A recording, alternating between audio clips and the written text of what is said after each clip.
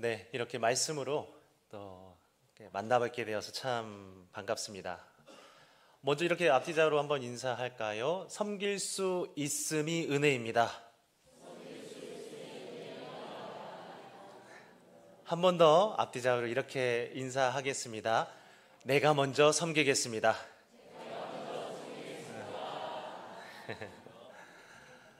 섬길 때 주께서 큰 은혜 베풀어 주실 줄 믿습니다.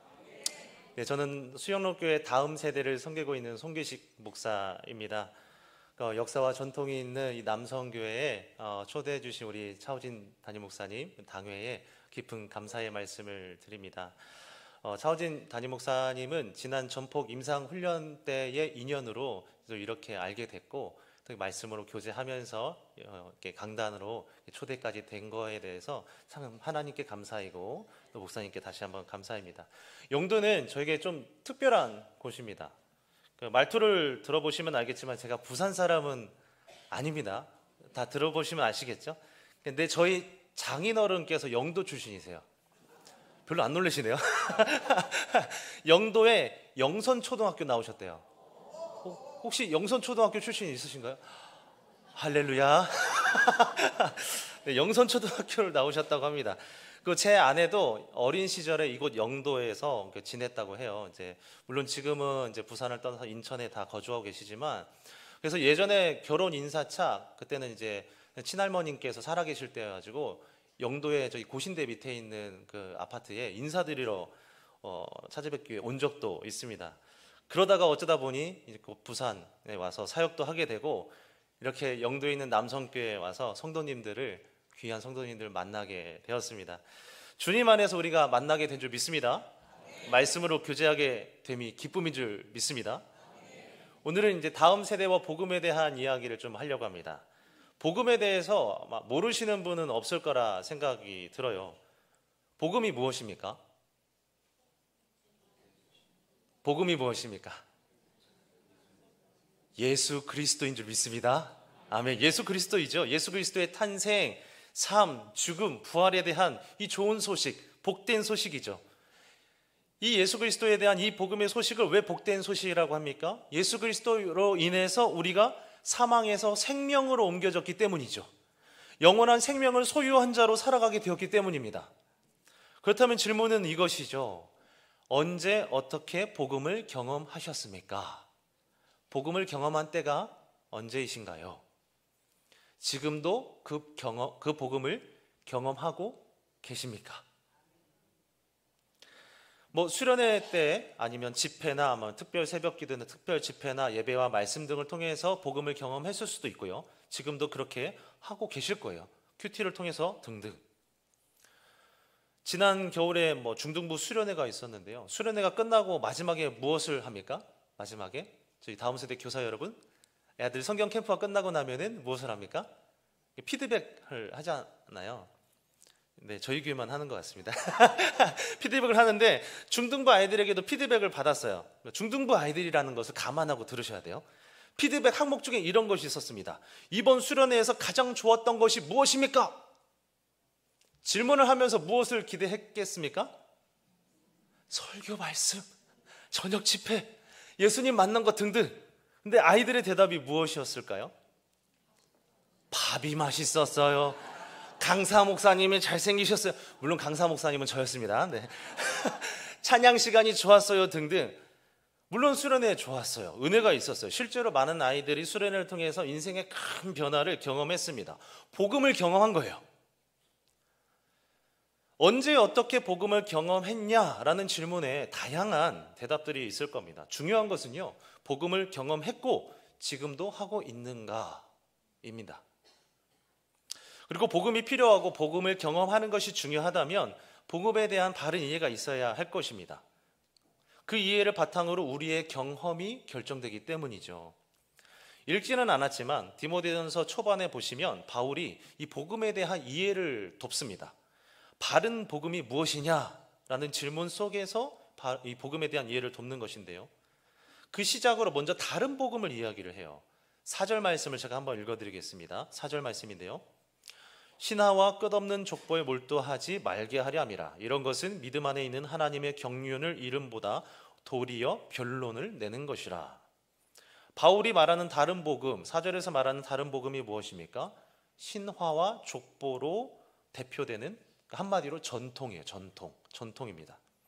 그러니까 전통은 하나님께 집중하기보다도 옳고 그름의 문제에 집착하는 경향이 있지요. 그렇게 발전된 것이 전통주의 아니겠습니까? 그래서 예수님께서도 이 바리새인의 전통을 주의하라 이렇게 말씀하셨던 것이죠. 근데 여러분, 복음은 옳고 그름의 문제가 아닙니다.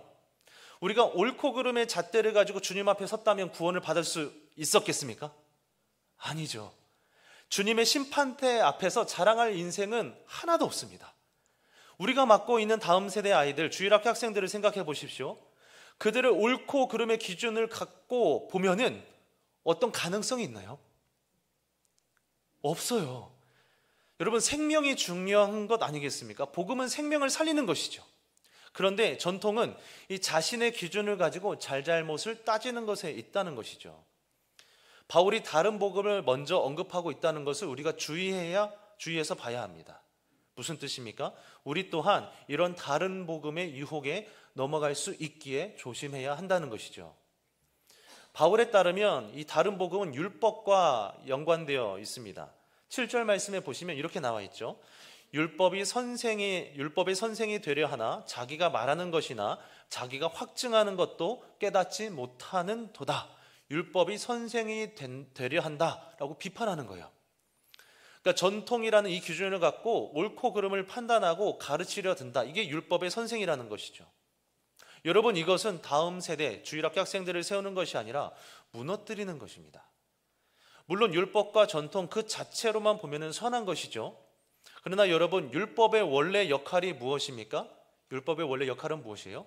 죄를 깨닫게 하는 것에 있지요. 거기까지입니다. 죄를 죄로 드러내는 역할, 이것이 율법의 역할이죠. 전통의 역할이에요. 다른 이들을 정죄하고 판단하러 도구로 사용되면 안 되는 것이죠. 만약 그렇다면 이것이 다른 복음이라는 겁니다. 여러분, 옳고 그름의 문제로 접근해서는 안 됩니다. 우리의 다음 세대를, 주일학교 학생들을 바라볼 때에도 마찬가지죠. 아이들을 볼 때 옳고 그름의 기준으로 바라보면 안 되죠. 물론 우리 아이들이 잘못된 행동을 할 때가 있습니다. 거짓말하는 아이들을 향해서 잘했다고 칭찬할 수는 없죠. 말씀으로 권면을 해야 돼요. 그러나 그 배경에는 바른 복음이 있어야 됩니다. 바른 복음. 그렇다면 바른 복음이 무엇일까요? 5절 말씀에 명확하게 말씀해 주고 있는데요. 5절 말씀입니다. 이 교훈의 목적은 청결한 마음과 선한 양심과 거짓이 없는 믿음에서 나오는 사랑이거늘. 교훈의 목적, 율법과 전통의 목적이 무엇이라고 말합니까? 사랑이에요. 마지막 부분만 보시면 돼요. 결국 사랑입니다. 참 복음은 사랑을 목적으로 한다는 것이죠. 그리스도의 사랑에 기초합니다. 율법과 전통이 사랑을 목적으로만 작동된다면 바른 복음이 역할을 한다는 거예요. 근데 만약에 그렇지 않다면 다른 복음으로 악용될 위험성이 있습니다. 사랑하는 여러분, 복음은 사랑을 목적으로 함을 기억해야 됩니다. 그래서 11절에 보면 이렇게 말씀하고 있죠. 11절 말씀에 이 교훈은 내게 맡기신 바 복되신 하나님의 영광의 복음을 따름이니라. 교훈과 전통의 목적이 무엇이라고 말합니까? 하나님의 영광의 복음을 따른다. 복음을 따른다고 합니다. 하나님의 영광을 드러내는 복음이라는 것이죠. 그 핵심에 앞서 보았던 사랑이 전제로 깔려 있다는 것이에요. 여러분, 바른 복음은 사랑에 기반하고 있습니다. 반대로 다른 복음은 율법과 전통에 기초하고 있어요. 우리는 그리스도의 사랑을 의지하여 복음을 말해야 하는 거예요.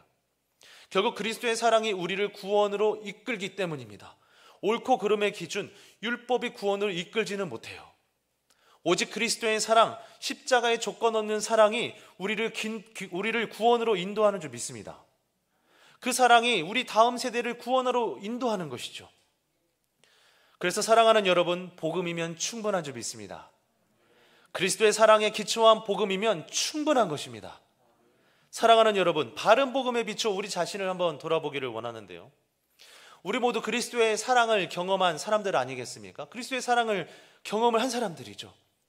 예수님의 포기하지 않은 사랑 때문에 구원받은 사람들이에요. 그리스도의 사랑을 의지하여 여기까지 왔고 앞으로도 살아가게 될 것이에요. 율법과 전통 때문에 온 것이 아니라는 거예요. 예수님의 사랑 때문이에요. 옳고 그름이 우리를 살린 것이 아니에요. 사람을 살리는 것이 아닙니다. 예수님의 변함없는 사랑이 사람을 살리는 거고 우리의 다음 세대를 세우는 것이에요. 이것이 디모데전서에서 말하는 바른 복음입니다. 바른 복음. 그리고 바른 복음, 이 그리스도의 사랑을 제대로 경험한 사람은 변화된 삶을 살게 된다는 거죠. 본문에서 바울은 자신이 바로 그 주인공임을 밝힙니다. 과거 그는 어떤 사람이었습니까? 바울은 어떤 사람이었습니까? 13절 말씀에 앞서 우리가 읽었던 본문인데요. 13절 제가 다시 한번 읽겠습니다. 내가 전에는 비방자요 박해자요 폭행자였으나 도리어 궁유를 입은 것은 내가 믿지 아니할 때에 알지 못하고 행하였음이라. 바울이 과거에 어떤 사람이었습니까? 비방자, 박해자, 폭행자였다는 것이죠. 유대인으로서 그는 교회와 성도들을 박해하고 핍박하는 자였습니다. 스데반 집사님이 돌에 맞아 순교했던 그 현장에도 바울은 있었고 그의 죽음의 증인이 되었던 사람이에요. 많은 교회와 성도들이 바울을 피해 도망 다녀야 했습니다. 그런 그의 인생의 변화가 찾아오는데 어떤 계기입니까? 어떤 계기로 변화가 찾아옵니까? 다메섹 도상에서 부활하신 예수님을 만난 직후이지 않습니까? 복음을 경험한 것이죠. 그리스도의 사랑을 깊이 경험했습니다. 죽음을 이기고 부활하신 예수님, 그 예수님이 다른 사람도 아니라 바로 나 같은 인간, 나 같은 인간을 위해 죽으시고 부활하셨다는 그 사실, 이 사실이 믿어지는 그 현장, 이 복음이 깊이 경험되는 순간 그의 인생 가운데 극적인 변화가 시작된 것이죠. 이후에 바울의 인생은 완전히 변화되지 않습니까? 박해자에서 전도자로 살아갑니다. 교회를 무너뜨리는 자에서 교회를 세우는 자로 살아가요. 13절에 이어서 14절 말씀에 보면 그의 변화된 모습이 증거되고 있습니다. 14절 말씀입니다. 우리 주의 은혜가 그리스도 예수 안에 있는 믿음과 사랑과 함께 넘치도록 풍성하였도다. 그리스도 예수의 사랑으로 말미암아 그 안에 어떤 존재가 되었다는 겁니까? 믿음과 사랑이 넘치는 존재로 변화되었다는 거예요. 놀라운 변화 아닙니까? 저주받은 인생에서 사랑받는 존재로의 변화, 바울의 놀라운 인생 변화, 복음으로 인한 변화이죠. 어디 바울뿐이겠습니까? 본문에는 바울 자신의 이야기를 하지만은 성경 전체를 놓고 보면 수많은 사람들이 복음으로 인생 역전의 삶을 살아가지 않았습니까? 베드로를 한번 생각해 보십시오. 과거 어떤 사람이었습니까? 제자로 부름을 받았음에도 불구하고 믿음을 배신하고 예수님을 배신한 사람이죠. 그런데도 예수님은 그를 끝까지 포기하지 않으세요. 사랑해 주세요. 그리고 결국 그 사랑이 그를 진정한 제자로 거듭나게 합니다. 십자가의 사랑을 경험한 베드로, 부활하신 주님을 만난 이후에 복음 전도자로 살아가죠. 그리스도의 사랑이 그를 구원으로 이끌었고 복음 전도자로 살게 했습니다. 특히 오순절에 했던 그의 복음 설교는 참 유명하지 않습니까? 사도행전 2장에 나오잖아요. 베드로는 예수님의 탄생과 죽음, 설교를 통해서 부활에 대해 이 구약의 말씀을 인용해가면서 아주 뜨겁게 열정적으로 설교합니다. 이날 설교는 특별한 성령의 은혜가 있었죠. 사도행전 2장 41절 말씀에 이렇게 증언하고 있습니다. 그 말을 받은 사람들은 세례를 받음에 이날의 신도의 수가 3,000이나 더하더라. 설교 한 번에 3,000이 회개하고 죽게 돌아온 역사가 있었던 거예요. 복음으로 인한 놀라운 변화 아니겠습니까? 복음은 베드로를 변화시켰고 변화된 베드로를 통해 3,000명의 변화를 일으켰습니다. 그리스도에 포기하지 않은 사랑이 베드로를 변화시켰고 베드로를 통해 3,000명이 죽게 돌아오게 되었던 것이죠.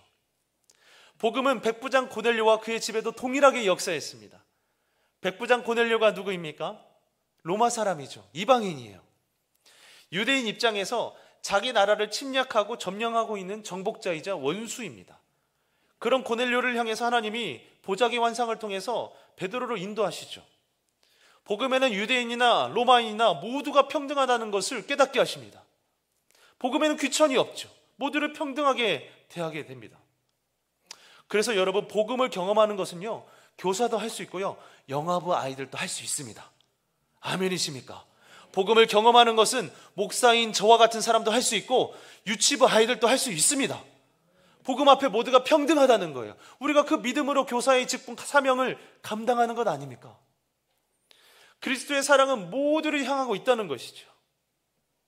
베드로는 성령의 인도하심을 따라 가이사랴에 있는 백부장 고넬료의 집에 갑니다. 고넬료의 집에는 이미 그가 올 것을 알고 많은 사람들이 모여 있었어요. 베드로는 그리스도의 죽음과 부활에 대해서, 죄사함의 역사에 대해서 증언합니다. 그리스도의 십자가를 믿는 자마다 죄사함 받는 놀라운 역사가 일어난다는 것이죠. 이에 고넬료의 집에 모여 있었던 수많은 사람들, 어린 나이에부터 노인에 이르기까지 수많은 사람들이 예수를 믿게 돼요. 성령이 임합니다. 세례를 받게 됩니다. 놀라운 역사가 일어나요. 복음으로 인한 역사입니다. 사랑하는 여러분, 사람을 변화시키는 것은 복음인 줄 믿습니다. 복음이에요. 다시 한번 우리 자신을 돌아보시기를 바랍니다. 우리가 예수를 믿고 얼마나 많은 변화를 경험했습니까? 혹시 별로 변한 것이 없다라고 생각하지는 않으신가요? 아니에요. 우리는요, 생각보다 내가 생각하는 것보다 아주 많이 변화되었습니다. 아멘이십니까? 제가 그래도 생긴 것이 조금 말끔하게 생기지 않았습니까? 과거 저의 모습이 어떠했을 것 같습니까? 근데 모르시잖아요. 감사한 일입니다. 진짜 나쁜 놈이었어요. 지금도 물론 그렇고요. 근데 복음으로 인해서 그나마 사람이 된 것이죠. 저뿐만 아니라 저와 여러분 다 마찬가지지 않습니까? 복음을 경험했기 때문에 복음으로 인해서 그나마 사람 굿이라고 사는 거잖아요. 그 증거가 이 자리이지 않겠습니까? 우리가 복음 때문에 이 자리에 앉아 있는 거잖아요. 복음이 아니면 이 시간에 운동을 하든지 다른 사람을 만나든지 자기 개발을 하든지 다른 것을 하지 않겠습니까? 교사의 섬김도 마찬가지죠. 복음을 만나서 내 인생의 변화를 경험했기 때문에 교사의 섬김의 자리에 있는 것이죠. 잘하고 못하고를 말씀드리는 것이 아니에요. 복음을 경험했기 때문에 이 자리에 있는 거라는 거예요. 주님께 받은 은혜와 그 사랑이 커서 교사의 자리에 있는 것이고, 그것이 복음으로 변화를 경험한 나의 증거라는 겁니다. 여기서 끝이 나서는 안 되죠. 우리 모두가 한 사람도 빠짐없이 복음으로 변화를 경험한 사람이라면 그 다음 스텝이 또 있어요. 무엇입니까? 헌신이죠. 오늘 헌신 예배로 나가지 않습니까? 복음을 전하고 가르칠 사명, 우리가 복음으로 헌신되어야 할 이유가 여기에 있다는 것입니다. 교사로서 헌신하는 것 당연하고요. 한 사람의 그리스도인으로서 우리 모두가 복음으로 인한 변화를 경험했다면 복음에 헌신할 사명이 있다는 거예요. 복음을 경험했다면 복음으로 살아가야 한다는 것입니다. 복음을 경험한다, 복음을 맛본다는 것에서 한번 여기에 대해 생각해 보기를 원합니다. 관련해서 한 가지 질문을 드리고 싶은데요. 이상하다 여기지 마시고 한번 대답해 주시면 감사하겠습니다. 혹시 고기를 좋아하십니까? 생선을 좋아하십니까? 고기를 좋아하십니까? 생선을 좋아하십니까? 네, 예배 끝나고 한번 몇 분과 토론하시면 저는 참고로 고기가 좋습니다. 회도 먹어요. 회도 먹고 부산에 와서 회가 진짜 맛있구나 라는 것을 깨닫고 있는데요. 특정 식당을 위해서 죄송하긴 하지만 해운대에 제가 아주 가끔 가는 이제 식당이 있어요. 그 마찬들 왕소금구이라는 식당이 혹시 가보신 분이 있으신가요? 제가 이 식당을 말하면서 여기에 있는 고기가 맛있다라고 말할 수 있는 이유가 무엇이겠습니까? 직접 가서 고기 맛을 봤기 때문이죠. 여러분, 복음도 마찬가지라고 생각을 합니다. 그 복음을 맛본 사람이 그 복음에 대해서 이야기할 수가 있는 거예요. 그리스도의 사랑을 깊이 경험한 사람이 그 사랑의 깊이에 대해서 설명할 수가 있습니다. 내가 맛보지 않았는데 식당의 고기 맛을 이야기할 수 있을까요? 아니죠. 그거는 그냥 설명하는 거예요. 설명. 그냥 인터넷 웹사이트에 검색해가지고 찾아가지고 설명하는 거. 그거는 누구나 다 할 수 있어요. 진정성이 담길 수 없습니다. 잘 이야기해야 된다, 잘 가르쳐야 된다, 역시 말씀드리는 것이 아니에요. 그거는 두 번째, 중요한 것은 마음 대 마음으로 오늘 내가 교사로서, 오늘 내가 한 사람의 복음을 경험한 사람으로서 우리 다른 사람들, 특히 학생들을 마음 대 마음으로 대하고 있는가, 복음을 전달하고 있는가예요. 말이 좀 어눌어도 괜찮습니다. 성경에 대한 지식이 좀 부족해도 괜찮아요. 내가 만난 예수님, 내가 경험한 복음을 마음을 다해서 전달한다면 그것으로 족한 것이죠. 사랑하는 여러분, 아이들도 알아요. 교사로 섬기다 보면 다 알지 않습니까? 우리 선생님 그래도 열심히 하시는구나, 마음을 다해서 복음을 대하는구나, 나를 대하고 있구나, 다 알아요. 복음으로 어떻게 살아가려고 노력하는지 안다는 것이에요. 그래서 우리가 교사로서 그 역할을 감당하면서 중요한 것이 있습니다. 그것은 솔직한 자기 고백이에요. 솔직한 자기 고백. 복음 안에서의 고백. 복음 안에서의 만남과 고백. 물론 100% 다 오픈하라는 것은 아닙니다. 여기에 대한 지혜가 필요하죠. 100% 오픈하는 것에 대해서 오히려 역효과가 날 수도 있어요. 내가 맡은 학생들에게 시험거리를 안겨줄 수도 있습니다. 좀 극단적일 수 있지만 예를 들어서 이런 거가 될 수도 있죠. 선생님이 이번 주 회식에 갔는데 사장님이 주시는 술을 거부할 수가 없어서 마셨다 등등, 복음을 살아가는 것 실패했다 등등, 이렇게 말하는 것. 근데 술을 마셨다라는 그 자체만으로 시험에 드는 아이들이 분명히 있음을 기억해야 되겠죠. 그러니까 차라리 삶에서 복음으로 살아가는 것에 실패했다, 이 정도로만 언급하는 것이 지혜로울 거예요. 그러니까 중요한 것은 우리가 다 같이 복음을 위해 살아가요. 근데 실패하고 있다라는 연약한 존재, 나도 너와 같은 연약한 존재라는 공감대를 다음 세대와 해야 된다는 거예요. 그런 면에서 바울의 자기 고백이 참 귀합니다. 오늘 앞서 읽었던 말씀에 나와 있는데요, 그의 고백에는 이 복음의 진정성이 담겨 있어요. 15절 말씀입니다. 15절 말씀 우리가 같이 한 목소리로 한번 읽어보도록 하겠습니다. 시작. 미쁘다 모든 사람이 받을 만한 이 말이여.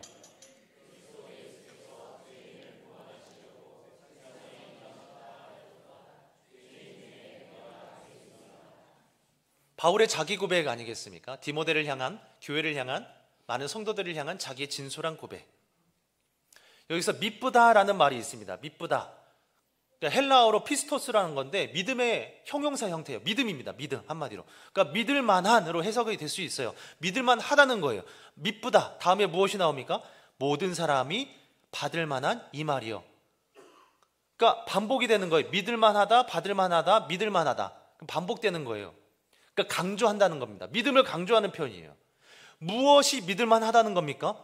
그리스도 예수께서 죄인을 구원하시려고 세상에 임한 이 사실이 믿을 만하다는 거예요. 한마디로 복음이죠. 그리스도의 사랑. 바울은 자신이 믿었고 살고 있는 이 복음이 믿을 만하다면서 복음의 내용을 고백하고 있는 겁니다. 죄인인 나를 구원하기 위해서 친히 세상에 임하신 이 복음, 죄인 중에 계신 나의 구원을 위해서 예수님께서 십자가의 죽음도 마다하지 않고 감당하셨다는 이 사실, 바울의 고백은 복음의 내용을 담고 있는 거예요. 자신이 경험한 복음을 진솔하게 고백합니다. 그러면서 내가 죄인 중에 괴수라는 것이죠. 로마서에 기록된 바울의 고백을 하나 더 살펴볼 텐데요, 로마서 4장 25절 말씀입니다. 제가 말씀을 읽어드리겠습니다. 예수는 우리가 범죄한 것 때문에 내줌이 되고 또한 우리를 의롭다 하시기 위하여 살아나셨느니라. 죽음과 부활을 얘기하죠. 우리가 범죄한 것으로 인해서 예수께서 죽으셨고 우리를 의롭다 하시기 위해서 다시 부활하셨다는 거예요. 나 때문에. 바울의 고백이 참 귀하지 않습니까? 부활하신 주님을 만난 그의 경험, 그의 고백 속에 고스란히 녹아있는 거예요. 여러분, 복음을 경험한 만큼 말하게 되어 있습니다. 물론 경험이 전부라고 말할 수는 없어요. 특히 기독교 신앙에 있어서 보지 않고 믿는 믿음이 중요하죠. 그러나 우리가 복음을 말하는 데 있어서, 복음에 있어서 내가 직접 경험하는 것이 핵심이에요. 그래서 우리가 교사로서 포기하지 말아야 할 것이 있다면 그것은 복음에 대한 열망입니다. 복음을 경험하고자 하는 그 뜨거운 마음이에요. 복음을 경험하되 더욱 깊이 경험하고 싶다, 더욱 넓게 더 많이 경험하고 싶다라는 그 마음이에요. 우리가 이 마음은 절대 포기할 수 없는 거예요. 내가 말씀을 더 사모하는 것이죠. 내가 예배 가운데 주의 임재가 더욱 뜨겁게 임하기를 열망하는 거예요. 사랑하는 여러분, 사랑하는 남성교회 교사 여러분, 내가 그리스도의 사랑을 경험한 만큼 다음 세대 아이들도 경험하게 됩니다. 물론 교사로서 아이들을 보는 것 많아야 일주일에 한 번이에요. 일주일에 한 번. 그나마 그 아이 결석하면 2주에 한 번, 심하면 1년에 한 번, 볼랑말랑. 그래서 생각하기를 예배 후에 주어지는 이 짧은 공과 시간, 아이들과 일주일에 한 번 만남, 짧은 만남, 무슨 효과가 있겠나 이렇게 생각할 수 있어요. 아이들에게 미치는 영향력이 미비하다는 거죠. 그러나 여러분, 그렇지 않습니다. 자녀는요, 부모의 얼굴이라 그러지 않습니까? 부모를 보고 배운다고 그러죠. 영적인 원리예요. 다음 세대 학생들과 교사의 관계가 이와 같습니다. 짧은 시간일지라도요, 그 찰나의 순간일지라도요, 1년에 한 번 보는 얼굴 정도여도요, 그 만남은 아이의 평생을 바꿔놓는 만남이 될 수 있는 거예요. 왜일까요? 복음은 능력이기 때문입니다. 복음이면 충분한 거예요. 선생님이 뜨겁게 예배하고 기도하는 모습을 통해서 아이들에게 복음이 전달되는 거예요. 영적인 원리이죠. 저와 여러분은 다음 세대 우리 주일학교 학생들의 영적 스승이라는 것을 잊어서는 안 될 겁니다. 지식이 부족하죠. 그러나 지식이 다가 아닙니다. 그것을 뛰어넘는 복음의 열정, 열심이 있다면 된 거예요. 복음이면 충분합니다. 저와 여러분은 다음 세대에게 있어서, 자녀 세대에게 있어 영적 스승임을 기억하셔야 돼요. 복음을 경험한 자로 복음을 살아갈 사명이 있다는 거예요. 디모데에게 있어서 바울이 그런 존재였습니다. 바울은 디모데의 영적 스승이죠. 디모데의 믿음에 지대한 영향을 미쳤습니다. 디모데는 바울을 통해 사역을 배웠어요. 목회를 배웠고 설교를 배웠습니다. 그리스도 예수를 사랑하고 예배하는 법을 알게 되었습니다. 그리스도의 사랑으로 나와 다른 이들을 오래 참아주는, 용서하는 법을 깨달았어요. 디모데는 바울을 따라서 2차 전도 여행 때부터 함께합니다. 쭉 함께해요. 그는 바울이 겪는 어려움을 가장 가까이에서 봤던 사람이에요. 돌에 맞아 죽을 뻔하고, 매질을 당하여 쫓겨나가고, 배 타고 가다가 파손당하고, 수도 없는 어려움을 당하는 것을 가장 가까이서 옆에서 봤던 거예요. 그럼에도 불구하고 디모데는 이 바울이 인내하는 걸 본 거죠. 복음으로 그들을 대하는 거, 복음으로 원수를 사랑하는 거, 복음으로 원수들을 인내해내는 것들을 가장 가까이서 옆에서 본 거예요. 자기를 적대시하는 그들을 십자가 사랑으로 품고 사랑하되 끝까지 사랑하는 것을 본 겁니다. 배운 거예요. 복음이면 충분하다는 것을 바울의 삶과 사역을 통해서 배운 겁니다. 영적 스승과 제자의 관계이죠. 사랑하는 여러분, 바라기는 남성교회의 다음 세대 자녀들이 여러분을 영적 스승 삼아 보고 배우는 은혜가 있기를 축복합니다. 축복합니다. 남성교회 다음 세대가 교사들을 통해서 복음의 사명자들로 세워지는 은혜가 있게 될 줄 믿습니다. 이를 위해 특별히 사랑으로 사명 감당하시기를 바라요. 사랑으로요. 앞서 보았던 그리스도 예수의 사랑에 기초한 이 바른 복음이에요. 바른 복음이라 했습니다. 오래 참아주는 거예요. 사랑해주는 거예요. 예수님께서도 내가 주께 돌아올 때까지 인내해주신 것처럼, 참아주신 것처럼 우리 또한 교사로서 맡겨진 아이들을 주께 돌아올 때까지 끝까지 참아주는 거예요. 사랑하는 겁니다. 부족하죠? 그러나 나에게 복음을 맡겨주신 분이 누구인지를 한번 생각해 보십시오. 누구이십니까? 나에게 복음을 맡겨주신 분이 누구이세요? 예수 그리스도. 여기에 대한 확신이 있기를 바랍니다.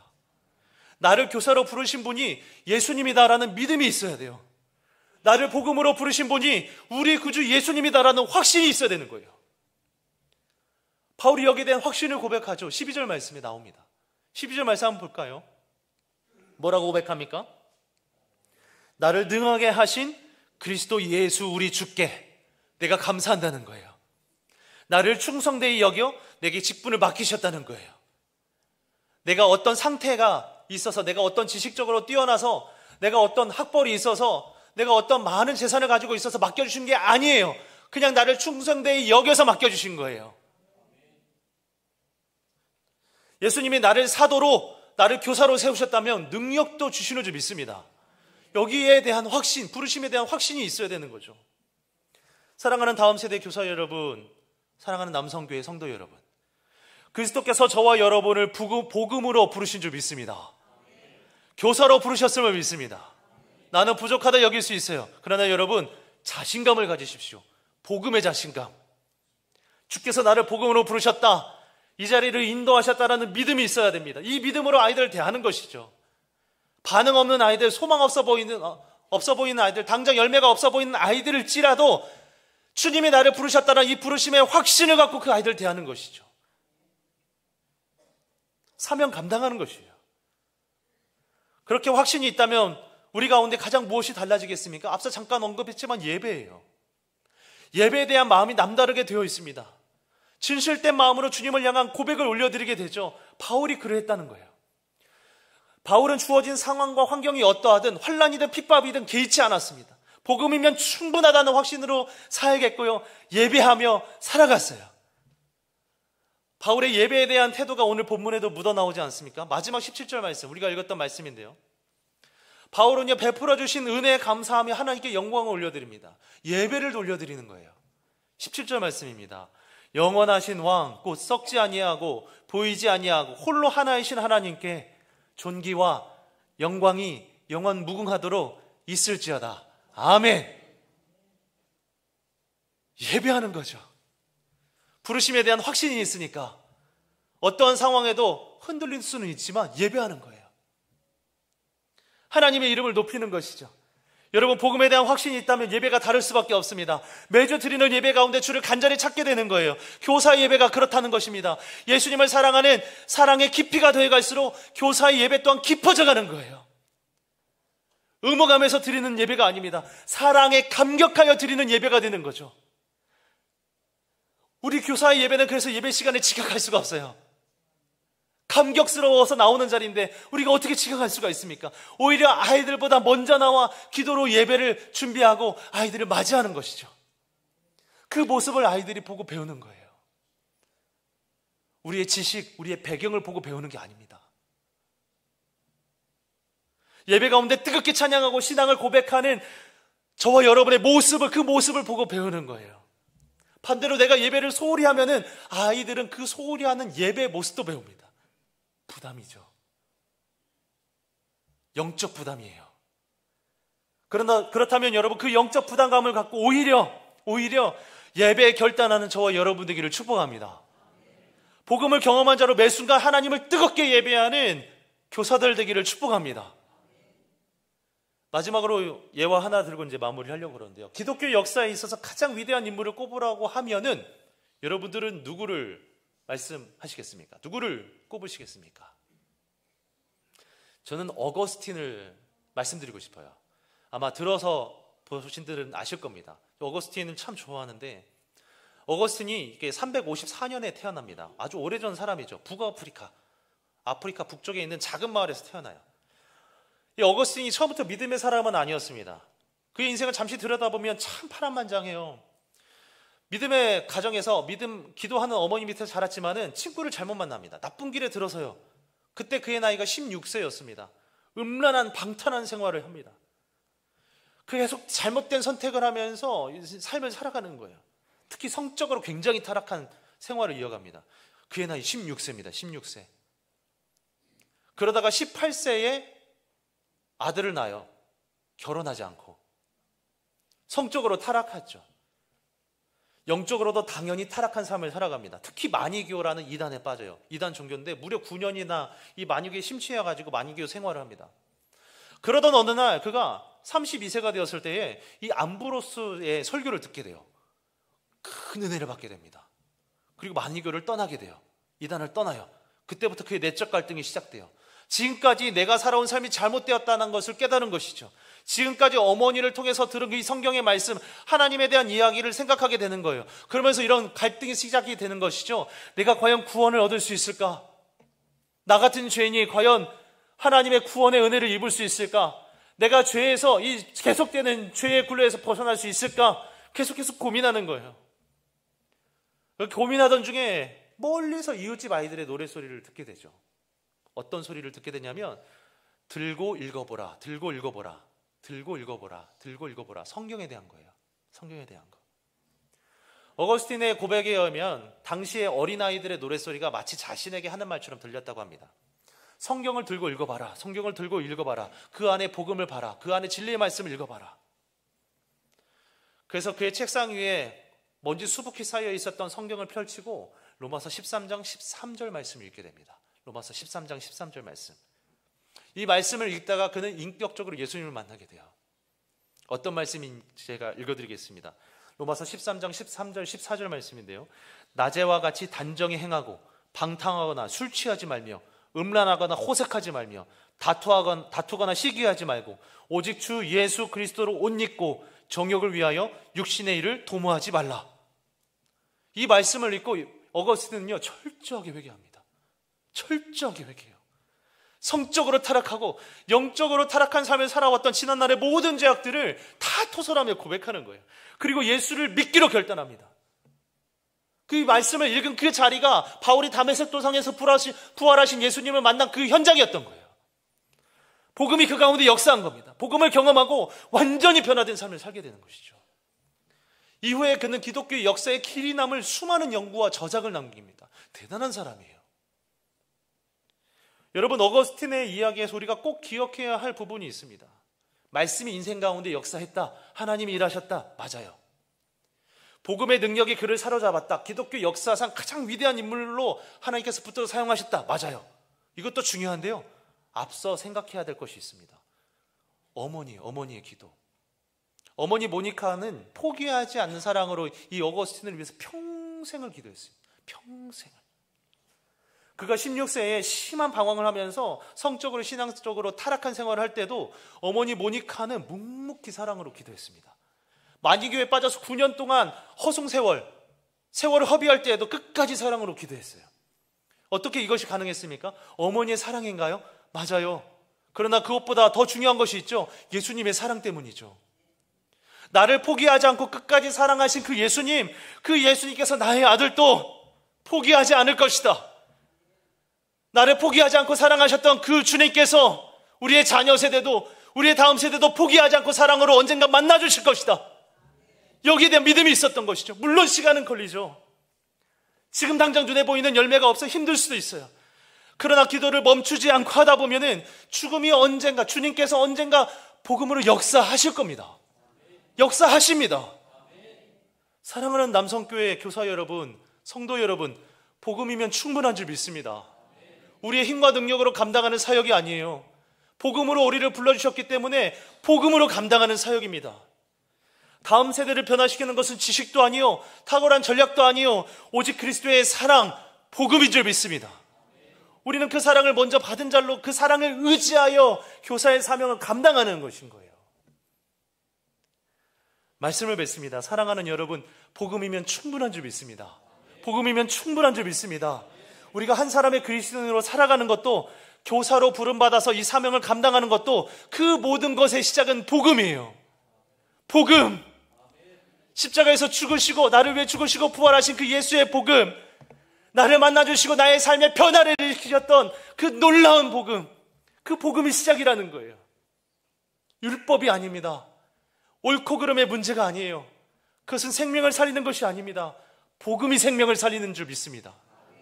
복음이 그 영혼 가운데 들어가면 언제 어떻게 하나님의 사람으로 변화할지 모르는 것이죠. 그러기에 오늘 또 우리가 의지해야 할 것이 있다면 복음인 줄 믿습니다. 복음이면 충분합니다. 충분합니다. 나를 살리고 살게 하신 복음, 이 복음이 남성교회 다음 세대 주일학교도 살릴 줄 믿습니다.